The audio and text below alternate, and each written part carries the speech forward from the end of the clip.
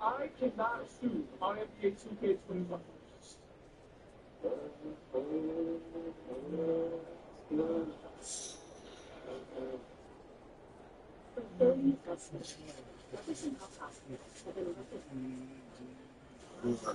I cannot shoot on NBA2K25. And see, I'm not kidding either. Don't look at me like that. We're both trash.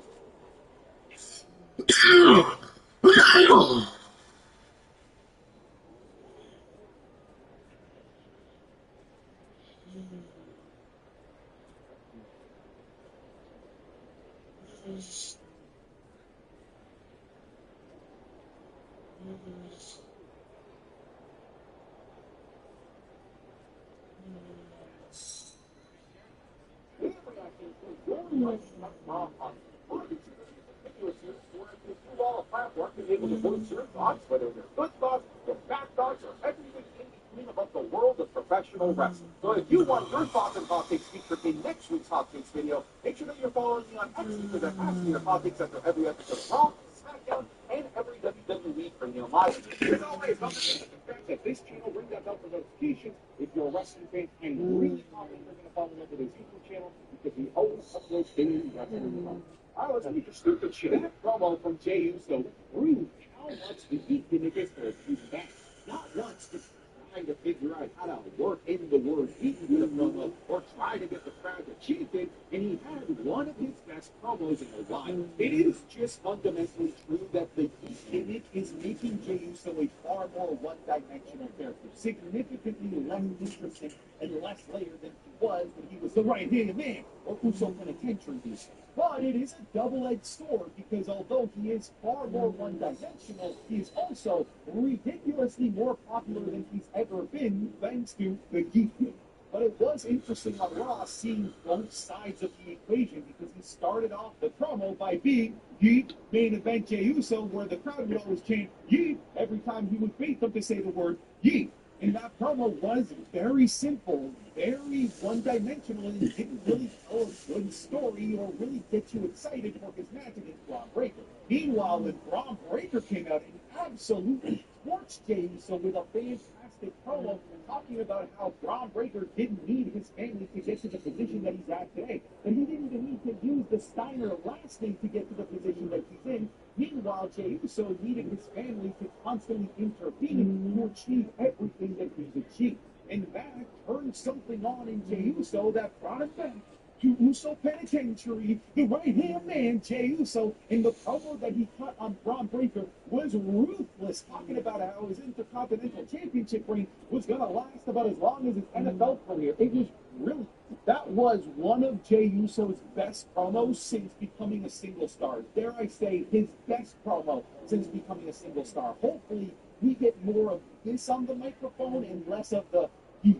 But we need to find a happy balance because the Heat clearly is working for him in terms of making him one of the most uber popular stars on the WWE roster today. With everything that has happened in the last few weeks, Bronson Reed and Braun Strowman deserve to be in the bad blood card, especially after tonight. It feels like the perfect build-up for a match at a PLE, a 3 stages of Hells or Falls Count Anywhere as a stipulation. There's a lot of good things happening in the mid-card across both Raw and SmackDown at the moment. Right now on SmackDown, we have the fantastic feud between Andrade and Carmelo Hayes, which in my opinion would have been on Bad Blood. And then here on Monday Night Raw, we have the giant kaiju meat fest that is the Brawns against one another. Here's the thing, I think that Carmelo and Andrade deserve to be on Bad Blood, and frankly at this point I also believe that Braun Strowman and Bronson Reed also deserve to be on Bad Blood. It's just that we're in a different landscape where it seems like these mid-card feuds that aren't for titles don't tend to culminate at PLE.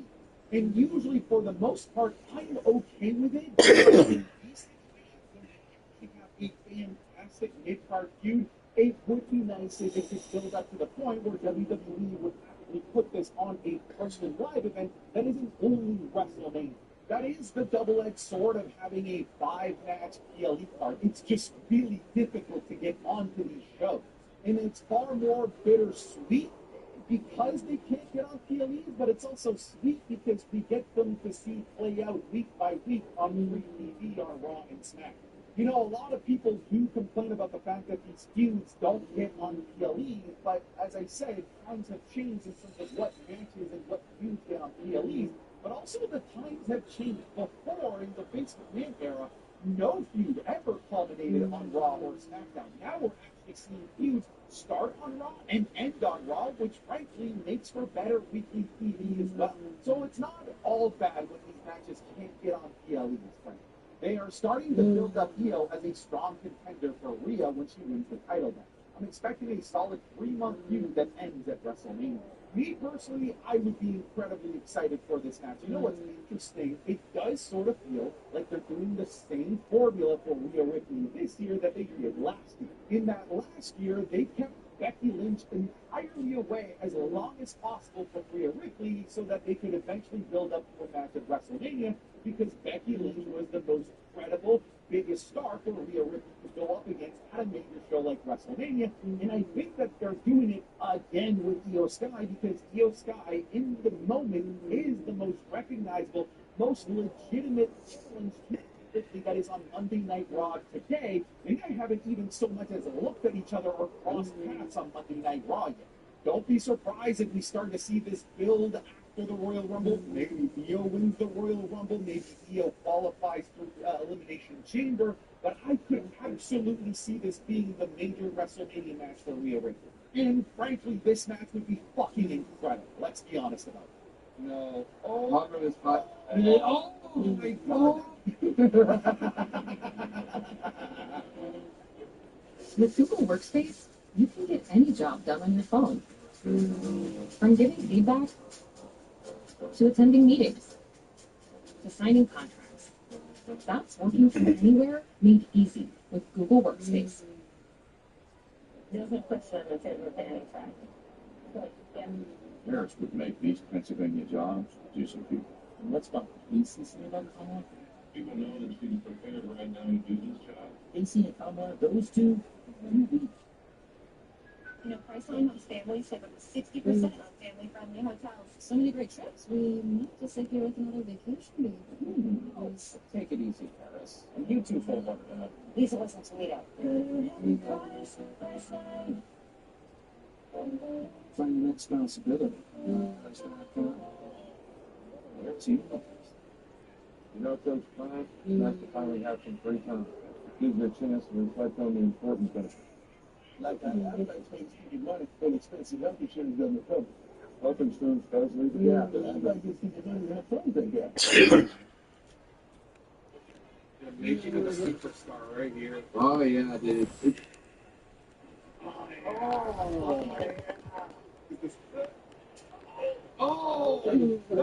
We're gonna be playing about 4 or 5 games. Which is available exclusively on patreon.com/SoccerChat. This week we'll be doing a watch along of the WrestleMania 32 Intercontinental Championship ladder. The greatest squash match of all time, Shawn Michaels versus Vince McMahon in a street fight at WrestleMania 22. Bianca Belair versus Sasha Banks at WrestleMania 37. The Boneyard match between AJ Styles and The Undertaker at WrestleMania 36. And one of the greatest matches of all time, Stone Cold Steve Austin versus Bret the Hitman Hart at WrestleMania 13. It's a little WrestleMania week this week. You can find these alongside the Raw reviews, SmackDown reviews, and the rest of the podcast 3 days early all over on the page. Once again, that's patreon.com/SoccerChat. Come on over, give it a shot for 1 month. I think that you're really going to like the offer. We'll give it a shot. Get back to it. Hot take, nobody will bat an eye if Jay beats Braun Breaker. He's still young and has plenty of time to do two-time Intercontinental Champion. So what you're saying is that nobody would think that Braun Breaker is buried, that Braun Breaker's career would be done or hindered by losing to Jay. You're saying that if that's the case, you have to agree. We're so used to championship wins in the last 3 to 4 years. I think that the local guy, unstoppable, unbreakable, long championship record. There was a time where the dominance of the champion was actually how many times they won the champion. If Jey Uso were to stop on Raw, he was beat Braun Breaker for the Intercontinental Championship. I don't think that Jey Uso will be good for that. I think that he dropped it right back to Braun Breaker within a month or two. I don't think that this would hurt Braun Breaker's momentum. Like to damage Braun Breaker's momentum is how short the range is, especially following up the line of Jey Uso saying he's going to make his championship reign short and sweet. If this match was happening 2 or 3 months down the line and going into Survivor Series, I would be very comfortable that Jey Uso might have the chance of winning. But right now, with how early and we are in the championship reign, don't see it. But I agree with you. I don't think that this was jamming Braun Breaker to lose. Is it crazy to say I want Io to win the 2025 Royal Rumble? My man, Paul, you and I are in the same place now in the race. I don't think that it's crazy at all. Right now, it's a really tough time fitting in the women's division. Could be that, like, easy pick to be the Royal Rumble winner. A lot of us had Bayley last year and we were correct. The year before that, a lot of us had Rhea Ripley and we were correct. This time around, I'm less convinced in making a bet on anybody. I feel like it's anybody's game to win the Women's Royal Rumble this year. I think if you think of it was Io Sky. These two do not mix, referring to Io Sky and Bianca Belair. You're right, man. Dude, when they announced that they were giving us Io Sky versus Bianca Belair for free, bro, I marked the hell out. Because I immediately remembered how good their matches were before this meetup on Monday Night Raw. I remember how sneaky, incredibly good their match at Backlash Puerto Rico was. I remember that I really enjoyed their match in Saudi Arabia, that they beat Kyrie Sane. I was happy that they were revisiting this because these two ladies absolutely cook every time that they're in the ring, and they did it again for free. Again, it's a quick reminder that although Io Sky right now is kind of just lost in the shuffle of the women's division, that at any moment, they'll snap the fingers and Io Sky is just right back into the main event scene, which is why I think that it's a very possible outcome that it's Io versus Rhea Ripley somehow at WrestleMania. Joe Casafary's improvement tonight was insane.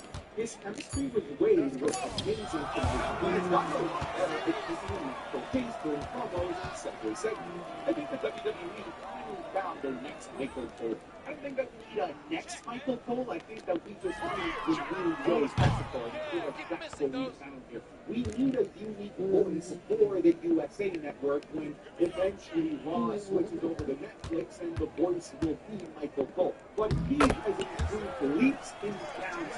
He's still, struggling with names, moves and whatnot, but he is coming slowly and he's getting better at it every single week. What he's better at is the excitement, the tone of his voice, his timing, the things that he says in that last episode was really remarkable. He really influenced me as a fan into the show, something that Kevin Patrick was never able to do on Friday Night SmackDown when he was the play-by-play.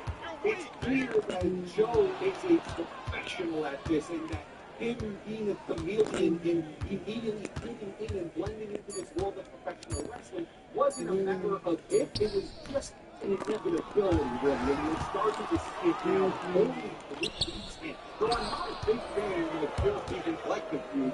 I want to give the women a chance to showcase their talent on TV. Thinking long term, it'll make her inaugural new person at a tournament far more meaningful if you believe it. I do appreciate your optimism in all of this. I really do. But I just don't think that matches and that segments are the best way to give women the ability to showcase.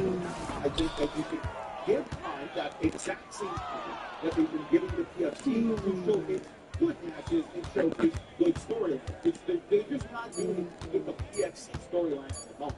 I think about Raw going into WrestleMania and look at how good that Oh my god, I'm letting this nigga box me up for no reason. possibly cut out of already perfect Monday Night Raw, and the only thing that I kept coming back to was the pure future collective set. That's a bad problem.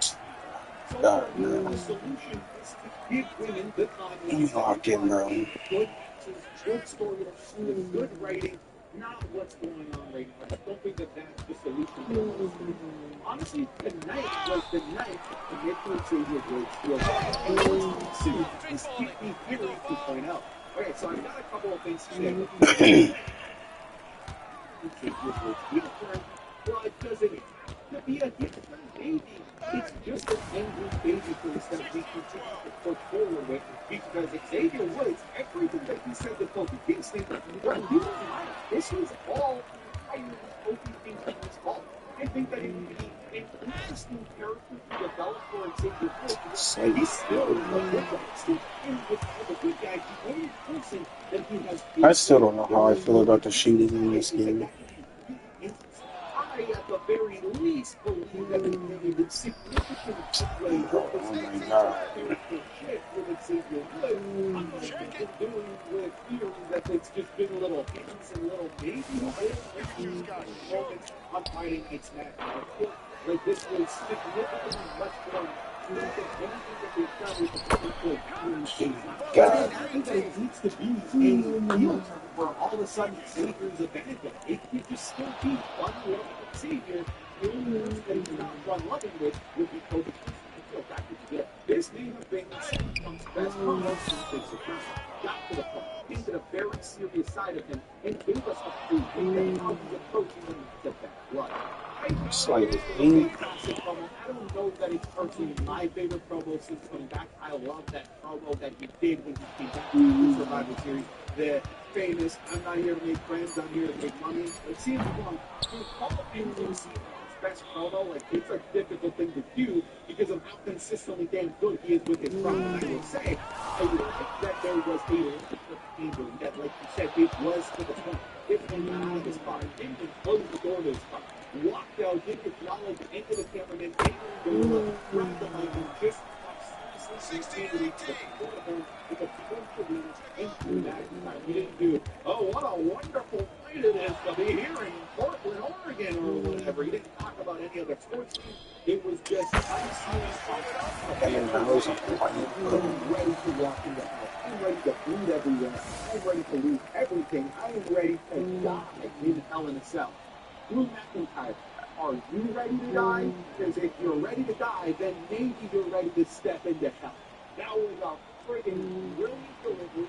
Great, just like an evil side of him, but also like you still knew that he was the good guy in this situation. You just knew that he was this into a different side of himself that we haven't seen in this run into WWE since coming back. I'm excited for that promo. I'm upset that Ricky wasn't on Raw. Thank you. Somebody brought it up. Dude, I thought Ricky was on Raw. I saw him kick the selfie with Adam Pearce.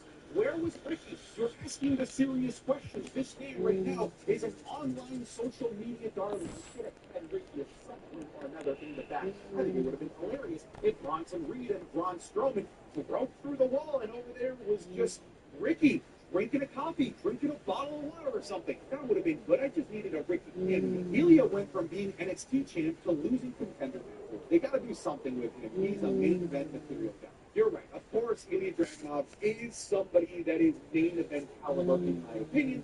But, you know, we're only, what, like 6-7 months into his call-up? Like, we can relax. I know that he isn't being treated like the Braun Breakers of the world, the Tiffany Strattons of the world, but there is usage for him. They've been using him in matches and storylines, and he just got into a storyline with the Judgment Day. And the Judgment Day is a perennial main event faction on Monday Night Raw, which could hopefully mean that Ilya Dragunov becomes part of this main event story that indicates that Ilya Dragunov being working, which would be doing that. Like I said on your screen, Hunter doesn't seem to know what to do with the tag titles or even the tag division. It's honestly getting pretty stupid. So I disagree on SmackDown. I don't like what they're doing on SmackDown with the tag titles, even though the tag titles are on the main event faction, just like they are on Monday Night Raw with the Bloodline. Because at the very least, there seems to be two separate storylines going on. There's Bloodline versus Roman Reigns and Cody Rhodes that's going on. Well, simultaneously, the tag team champs are also embroiled in storylines with the Street Profits, with tag teams in NXT, with the GI Boys, and I feel like that's helping elevate those guys to make them feel like they're on par with being on storylines with the Bloodline. Meanwhile, on Raw, those tag team titles are doing nothing for the Judgment Day, doing nothing for the division. So I agree on the Raw side of the tag team division, but me personally, I'm intrigued and I like what they're doing with the tag team division on SmackDown. I didn't like that they were teasing a New Day feud at first, but I'm intrigued that's the what's going to happen next because Papa H sometimes never lets us down with this kind of storyline. I was very negative on the storyline when it involved Karrion Kross in the Final Testament and Odyssey Jones, and I'm sticking by it. It was bad, and perhaps maybe the destination is going to be good, but I did not like the journey that it took to get us here. And here right now, I'm intrigued. I actually think that this feud, if it does blossom into one, would be WWE's way to ask forgiveness for how bad Jay was and doing an awesome Xavier Woods versus Kofi Kingston at WrestleMania 41. I think that you can absolutely stretch this feud all the way out to WrestleMania. Because they did it with Jimmy and Jay, I feel like they could absolutely do it with Kofi and Xavier. We all know how good he is to the ring, but Logan is turning out to be a legend on the planet. That deserves a decent IC title, if not a shot at the world title. black people are seeing this meme. I've been calling that Luke Kaiser is sneaky really good on the mic. And I know people just want to lean into how often the Luke keeps certain analogies. They say, it's saying that Luke Kaiser is a Bond villain. You know, I say that like every other video, but it's true. His delivery is so with the way that he walks, the way that he looks at his opposition, the way that he talks, the way that he holds the mic is also unique and stands out so much to me. That to me, it was so such a whole who to me is mastering his character while always having to be incredible in the ring as well. I think that the sky's the limit right now within a couple of years. We could be seeing somebody that steps Shout out to the two in the chat. in the WWE. I have a feeling Win Barrett is going to come back to the new action and have a few. That's an interesting statement. Joe will be doing commentary for Smackdown starting here. I don't know about like the rotating speech of commentating, but I will say I think it's interesting at the very least if Wade Barrett were to have because I think that this is actually the proper progression for Drew McIntyre's character should be lose to CM Punk at Hell in a Cell. There continues download and excitement, and Drew McIntyre continues to lose his mind, and now he's going after friends and the next step is losing his mind and losing everything to the CM Punk. So I like the idea, but I like being on commentary. I also don't want to lose them there. Maybe keep talking on about it, but a 2-hour show is really going to her Raw and a bunch of secrets. Yeah, but if you keep talking on about it, and I'll keep giving you the same answer, it's only 10 seconds. It's going to go back to 3 hours for me so far. And you know, some people are saying, well, it could still be 2 hours. Netflix is no commercial. I'm pretty sure that it's still going to have commercials, by the way. I just don't see why WWE and Netflix would take advantage of this short ad space. I'm pretty confident that they would still have commercials. At the very least, Netflix has an option with commercials with it anymore. The short version of Monday Night Raw while everybody else gets, say, picture or just no commercials. But the 2-hour show remains the commercial until the Survivor Series and continual after that. But it is going to take a step back. It's going to have less superstars, less matches, less time to develop stories. It's just this was the funniest thing ever. Bro, the fact that this thing that was given by Bronson Reed was wearing a t-shirt, the irony, this is perfect. I was cackling in laughter when this happened on the screen. I know it's impossible, but what if they do the thing so? I don't think it's impossible. I think that you might be thinking that the only way that he can do that would be in an in-ring setting to have a match, but I think that has to be the case. It could be a special guest referee. Maybe we go back to old school WrestleMania with Mike Tyson and maybe we make Big E the special enforcer of this match. Maybe he's a commentator, a video. There's plenty of ways to bring in Big E into the storyline. We all agree on Shout out to the one in the chat. That's good shit. I love you and I acknowledge you. One of the things I've noticed with this community is that my wrestling brain tends to seep into you guys' brain with the final boss. It's gonna be Blood with Solo. All these dumbass things that I just completely beat over the head like a dead horse somehow stick with you. And I'm going to make sure that I love you. Another one of those things that continues to brainwash you from the inside out as a wrestling fan. The fact that Piers is such a terrible GM is the main reason why Raw is so entertaining. And we get so many banger matches. Maybe it is the unreasonableness of Monday Night Raw that continues to draw us into the craziness that is Braun Strowman versus Bronson Reed. That will never happen when there's Nicholas the Triplets, the incredible general manager that's got everyone under his foot, that can control everything and everybody on Friday Night SmackDown. He cooking, goddamn. The spot where Braun Breaker spears Jey Uso in a push held off. Jey was taking a lot less rapid than the ring, while the Killer Flames were getting beat up, and then Jey just stood there looking confused. It made me believe that Braun may have botched this spot. I don't know if there was a bot, but it is funny that you point that out because I said the same thing. Because they're getting beat up, Jey's so beat and he's up there in the ramp. Oh, Jey Uso, yeah, the right-hand man. He's doing like the Jeff Hardy little dance before he goes up to make the save. So I did laugh at that. Not only there was a box timing or anything like that, but a spear. Finn Balor is getting the momentum I think you deserve, getting under the skin of everybody. If you win the backlash, I think that we're at the moment, I'm tempering my expectations. I've learned to temper my expectations with anything related to Finn Balor because time and time I continue to be disappointed with how they use him. So let's talk about this. We're still all on the same page. Excited that there was a QR code, so I predicted, I had a feeling that both American Made and the Wyatt Six were going to be the fans for a while, especially the Wyatt Six. I bet that we don't see the Wyatt Six come back to in-ring entrances and appearing in matches until close to that Halloween going into Survivor Series. Because you just, frankly, right, and spend a lot of time on something like the Wyatt Six with how long their entrances are when you're down to 2 hours. So one of the things that I think is going to be sacrificed is going to be the weekly appearances of the Wyatt Six as we make them more of a special attraction and little happenings here or there. And the QR codes are back. I'm not really following them. I'm not really scanning them or seeing what they are, but I did have a feeling that they were going to do away with them appearing every single week like they have. But they will be back soon. I'm confident of that.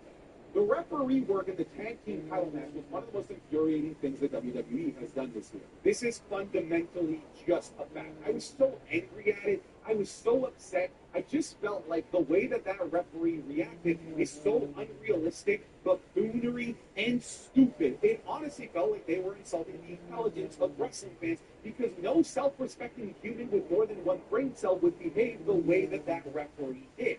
The reason why it makes me angry as well is because if I were to invite somebody to watch Monday Night Raw and said, hey, watch this match with me, it might help you fall in love with wrestling. If they saw that, if they were a fan of sports, they would laugh in my face at how stupid that referee was, and they would laugh at me for being stupid for believing or enjoying anything that I'm watching. The way that that referee behaved, the way that it was booked. I'm starting to have a theory that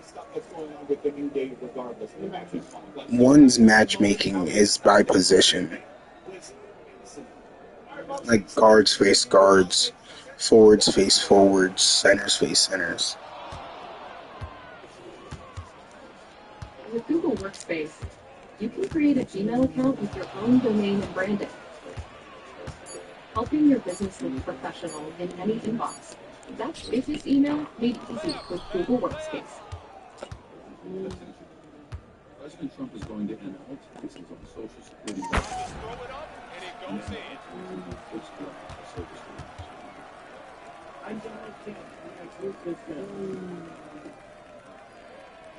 For today's video, I don't really have a format. This isn't a ranking, this isn't a list. This is more of a discussion. Because Cody Rhodes and Roman Reigns... I'm not spiking so bad. Oh my god. Make a video and talk about super things that I've experienced.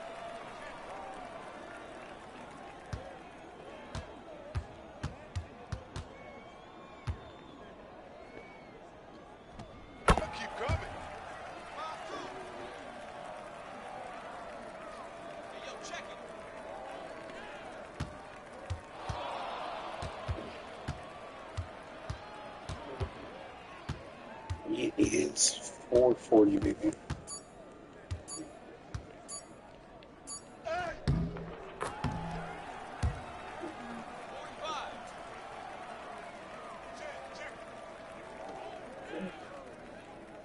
Okay.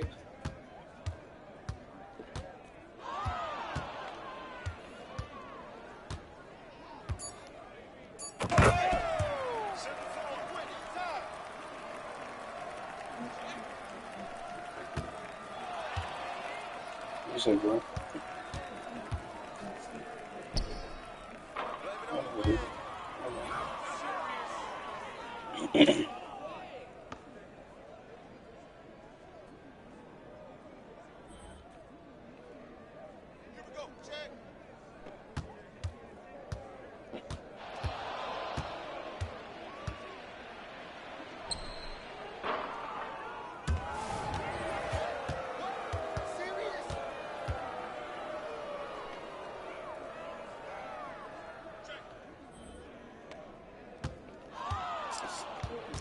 Boruto, and she's doing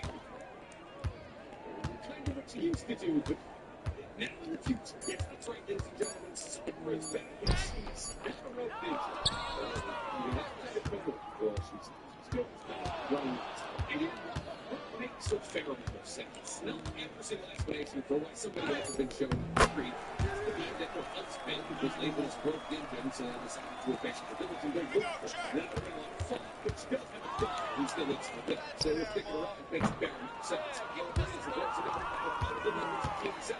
Sakura is the first that we've seen in any real ability to move their body about since the holds on to it. April is and we're being reintroduced into the story is pretty massive news.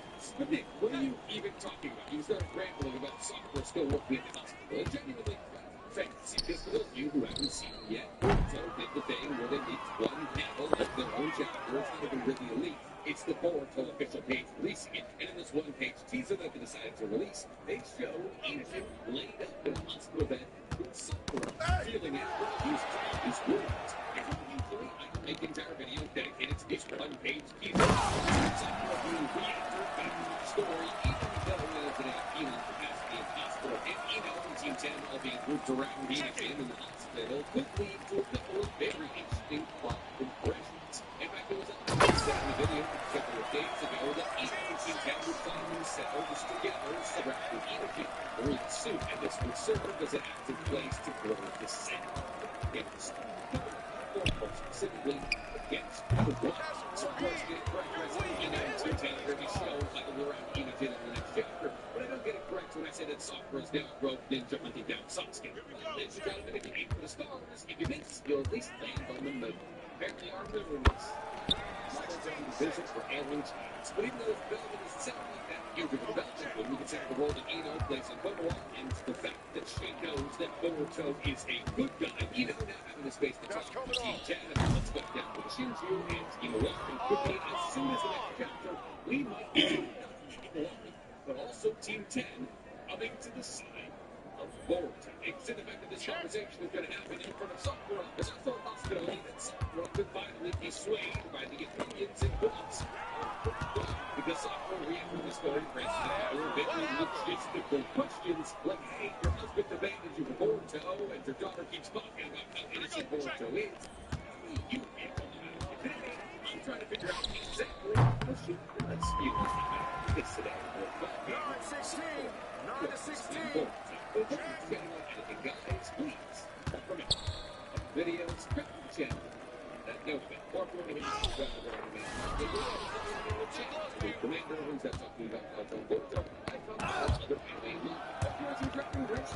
The channel that I created is named Equals for Anime around. Or if you just want to hear me talk anime and manga, go ahead and follow the anime podcast. Anonymous will be a Danny Manga breakdown. Anime and manga. This week, it's available on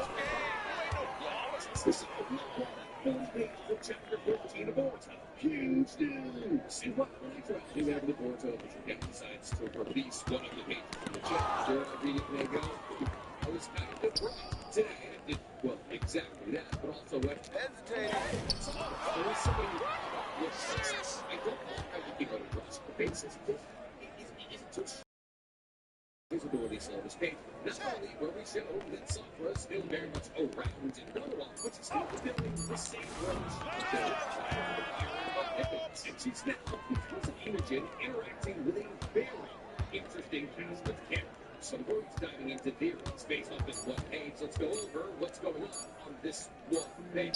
So the page opens with a pair of hands using healing ninjutsu on Inogen's chest. And it's revealed in the next panel that that pair of hands belongs to Sakura. Now, outside they're trying to heal Inogen's he says aloud, this is amazing. I hardly believe it was stabbed through the chest. It's almost sweetly implying to us that Imawari's ability to heal Inogen is almost absolute and immediate. See, because when Imawari believed that they had to get Inogen to a hospital as soon as possible, she made a wounds in his chest, and this isn't all of his healing. He's healed with her leg, he's healed Sakura's arm, which makes it seem as though Imawari's overabundance of chakra that she's got now by being this Cherokee and giving her access to the Sun Seal after the far out of these ninja Jesus. Just as a picks in and software across the well, then is he fine? At which point Kamara picks in and says he's not responding well, and then follows up by asking, will he help too? Now, at this point, the software said something that could have been poorly translated, or is just not as easy. She said it's the flow chakra inside of his body, just the altered. But it's okay if I ease the flow. Now, so this week's being poorly translated, and basically what software is saying here is that in the place where his wound was, his chakra stopped flow. Now, that's not feeling based on the fact that chakra flows and wells into the stomach, and that's exactly where Inogen was stabbed. Software with her immense experience as a medical jutsu specialist is flowing Inogen's chakra through his body forward. Software then kind of solidifies his point by saying, he'll probably wake up soon. You did the right thing, brilliant. At this point, the next blower who just says, good. Now, those of you at home saying, okay, it's not a whole lot of information, I'm going to make a whole video on that. Genuinely, great question. One of the important things happening in this page and all these pages is the fact that Inogen is being healed, or even that Himawari has the ability to heal. We kind of already knew Himawari had the ability to heal. Apparently, she doesn't have the ability to heal chakra networks, but she has the ability to heal the flesh and blood. That software has fantastic medical research specialist and probably the entirety of the world. She can handle the chakra flow aspect. The important takeaway from all of this is that Sakura and Ino are hanging out with Team 10. And why is that important, you ask? Well, because Team 10 has had a really weird relationship with Boruto versus the power of Nicholas. And that relationship's only got exponentially weirder after Himawari decided to team up with the Crown. See, from the revealed multiple times that Team 10 was heavily affected by Nicholas. Whether it was them being the one to chase Boruto down, or Chikai being the one to pull Boruto with a shadow possession jutsu after the firing of Omnipotence in Part 1 of Boruto. The conversation that Team 10 was having with Himawari at the beginning of Part 2 of Boruto, Himawari said that she believed that Boruto was a bad guy, which got the pretty serious round of scowls from Team 10. That's because Himawari wasn't affected by Omnipotence, or wouldn't believe Kawaki would kill Nut. If, however, for either reason, Himawari has some faith in Boruto. Some faith that the rest of Team 10 doesn't appear to have. Now, this places Team 10 in a very interesting situation, because the majority of the important people inside Konoha believe that Boruto is innocent, with Shikamaru, Sarada, Sumire, maybe Amino, and Himawari really the only people who believe that Boruto may be guilty of the crimes that were implanted in their brains by Omnipotence are Konohamaru and Team 10. And maybe David, but probably not David. If the Charm Shinjutsu doesn't work on David, then maybe Omnipotence doesn't work on him either. The Charm Shinjutsu is a byproduct of Omnipotence. Regardless, really when it boils down to it, there's only 4 people left who believe that Boruto's a bad guy, and that's Team 10 minus Himawari and Konohamaru. However, as it currently stands, Team 10 fully understands that Boruto saved Himawari. The only reason that Himawari was able to cover the real escape of Team 10 is because Boruto covered her escape. And this would be information that Himawari is privy to, even though she was unconscious when Boruto snapped her up. As everybody saw Boruto flash into the village, only Himawari place her down and then try and find it up. And this Himawari's suspicion should be at least a little bit confirmed that Boruto maybe is a bad guy, as everybody says he is. Because in the fact that Team 10 was also in the front line of the battle against Code and Cobras, and they saw that Boruto was actively trying to fight against those Claw crimes and Code. There's certainly evidence for somebody who's intelligent to think about it. Well, no reason to be any less intelligent than Shikamaru to start piecing together a couple of key facts here and start thinking, oh wait, maybe Boruto isn't as bad as I think he is. However, even if Shikamaru is able to piece together that very, very simple puzzle, he is in one of the most opportune situations of all time to do exactly that. See, because here's the thing, like we established in the last video, we're going to sit here with the Dolphins thing, maybe because Ino was the entire Cooper's lead. Ino said, Boruto, Ino has the extractor of all information. It's going to place her in a very interesting and somewhat precarious situation moving forward in Shipping Vortex. See, pretty much everybody inside the confines of Konoha should want Boruto's memories to be right. Whether they believe these words were code or not, Boruto has been gone for 3 years, and nobody knows who's not. That's in the fact that his relationship with Code seems perplexing, that he has more information on the two than Ocho from Konoha against the Claw crimes. Boruto's majority of the people in Konoha is a walking question. A first-based information they simply don't have access, and thus gaining access to all this information should be the number 1 priority of Konoha, as they have no ideas about the motivations of Code, the Shinju, and like Let's call somebody like VPN. VPN simulates enough pain that people give up whatever information that you want. However, this is derived via plan and their ability to use something known as psychomotor transmission to allow them to probe into the memories of whoever stole them. Holding Eno has become dedicated to the interrogation and torture of the and therefore she's responsible for getting all the information out of prisoners that needs to be found out. And therefore, if Eno was to dilute the memories of Boruto, she would see that omnipotence created a lot.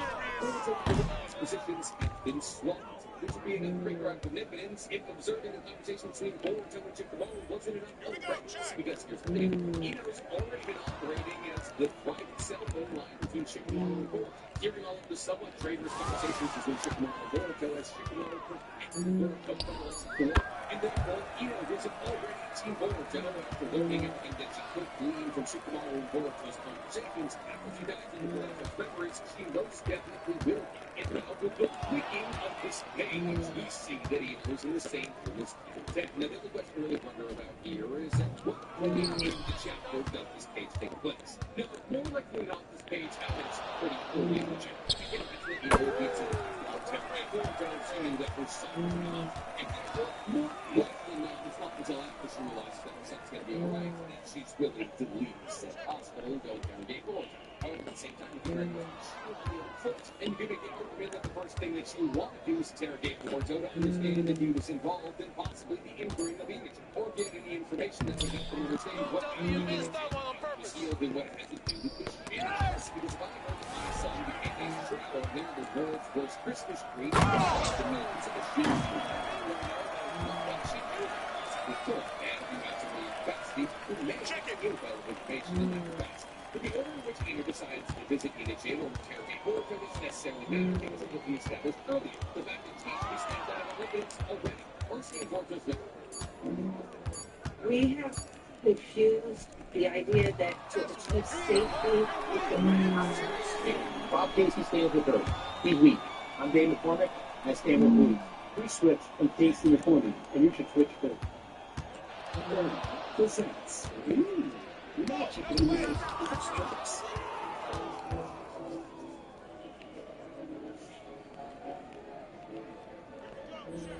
It's magic. The kingdom of magic is here.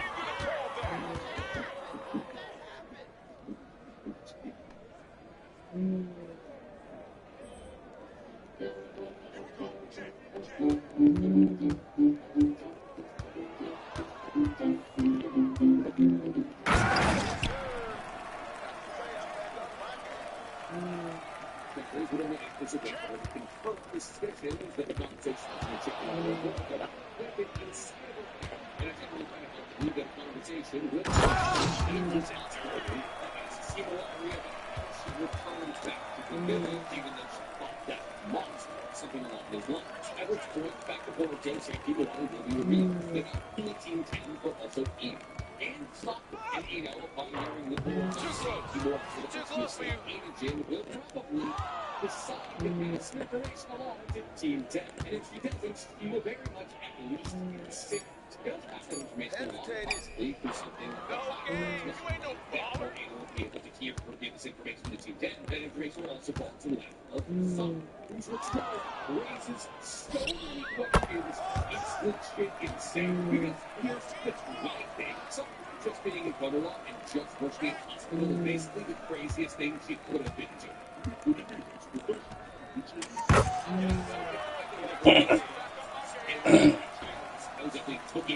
I needed to hit that pre so I can get the scores managed. And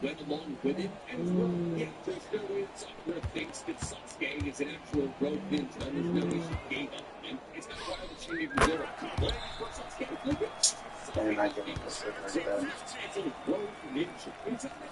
That Saul has been pushing down Jim's door basically every day. The times he's been yelling at him about omnipotence, I simply cannot even imagine what the inside of the Already shit. Except it's been an everyday tomorrow about omnipotence is blocking in both those positions. You imagine the conversations she's been having would centralize the character with the explanation of omnipotence would massively make sense to the stereotype. root Gil's not root of school this time. That's for everyone else with the narrative being pushed by Konoha that Sasuke's reverted back to evil, so that Sakura would never believe he would do it in the first place. Now, obviously, the thing to say here is, well, that's not how omnipotence works. You would reply by saying, yeah, but I think it is good. See, we know that omnipotence gets stronger the longer you're under its effects. Right? And therefore, the major instance arms able to break Sasuke out of omnipotence was the back of Sakura immediately after a hit. Where do you think she went after Sasuke ran off after her? Do you think it was home? Maybe? So the Sakura probably peddled the idea of omnipotence to Sakura. What? 10 hours after she was affected by it? The latest, and then Sarada repeatedly slammed that idea into Sakura's head over the course of the next 3 years. And you're telling me that there's not even a slight chance Sakura was probably at one point like, oh, you know, maybe I'll listen to my daughter, like my husband did. Because even though omnipotence would switch Kwaki and Boruto's positions, that doesn't mean that what Sarada would tell Sakura about Sasuke going with Boruto because he believed what she was saying was false. Sakura would have every reason to believe that Sasuke followed after Boruto because of what Sarada did. And therefore, Sakura wanted to have even the remotest equal amount of trust in their child as Sasuke did. She would have to believe in what Sarada was telling, which means, for all intents and purposes, unless Ikimoto is dedicated to destroying Sakura's character as Kishimoto was, that Sakura should be, at the very least, slightly Team Boruto. And therefore, Sakura's in as interesting a position as Ino is. As Himawari is sitting there with a child she healed using the power of Brahma, and the only reason she gets to sit there and watch Inojin be okay is because Boruto saved her. And therefore, there is 5 people sitting in this room over Inojin's unconscious mind that are all linked in some way or another to Boruto and the fact that he may not be as bad a guy as everyone's saying. And thus, while individually, not all of these people might have had the opportunity to be snapped out of omnipotence, all of them being in the same room and all having 50% of the reason to not believe the memories in their head should be able to work collaboratively together to use their power to break out of omnipotence. And why wouldn't they? Why wouldn't they doubt the memories they have? If Boruto did truly kill Naruto and Hinata, why would he save Himawari? If he was working with Code, why would he show Konoha to fight Code? If he's a bad guy, why is Shikamaru actively working with him? If he's so evil, why did Sasuke run away with him for 2 years, rebranding himself as a rogue ninja? Every single person in the room gathered around Inojin has a reason to doubt the memories in their heads. If all the rules of omnipotence are somewhat hazy, it seems that anybody with a fair amount of intelligence and enough reason to doubt the memories in their head can snap themselves out. They just need to be forced. Kishimoto was able to snap himself out of omnipotence because he knew that there was a fair chance that omnipotence would happen in the future using the techniques. He may or may not have been able to snap himself out of omnipotence by seeing his handiwork that he knows he is walking up. But it's supposed to be boring. You get it. Kishimoto was able to snap himself out of omnipotence, one, because of what Sakura was yelling at him, and two, because he heard his own memories. Right now, it's pretend everybody's standing around Inojin's unconscious body as a reason to doubt their memories. Inojin is the only person who's heard it once in hours. Therefore, she can never Shikadai Choto also Sakura, which includes almost every single notable and named Naruto character on Team Boruto outside of the elders, Konohamaru and Kawhi. That's an interesting and precarious situation for the village to be in. I mean, yeah, you've got Sarada and Sumire in the village, then alright, that's just fine. But if Miti, Sarada, Sumire, Sakura, Himawari, Shikadai, Chocho, and maybe even Inojin when he wakes up, all break out of omnipotence, we got a real problem plot-wise. See, because if everybody slowly but surely starts coming out as Team Boruto, then the importance of omnipotence really begins to wane.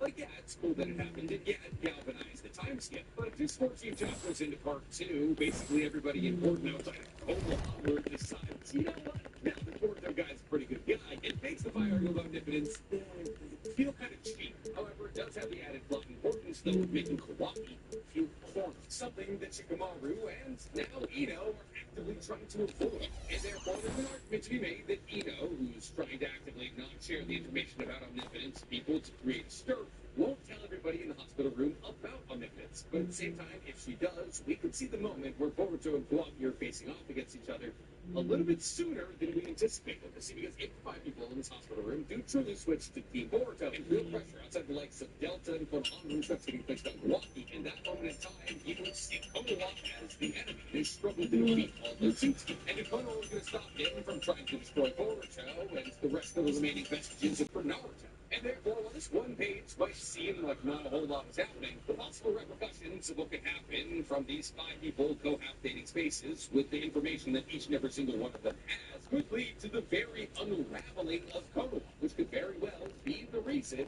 that they decided to leave this specific page. And this specific page could be the beginning of the end. And if that doesn't get too excited, I don't know what will. But I'm curious to hear from you guys. Do you believe that Ino's going to share the information she has with the people that are in Inojin's hospital room? Or do you think she's going to try and keep it to herself to keep omnipotence as quiet as possible? Tell me in the comments below. The writers down there, please. For me, like this video, subscribe to the page. And if I know about it, I have to go forward over some interns' resumes to see who I'm hiring.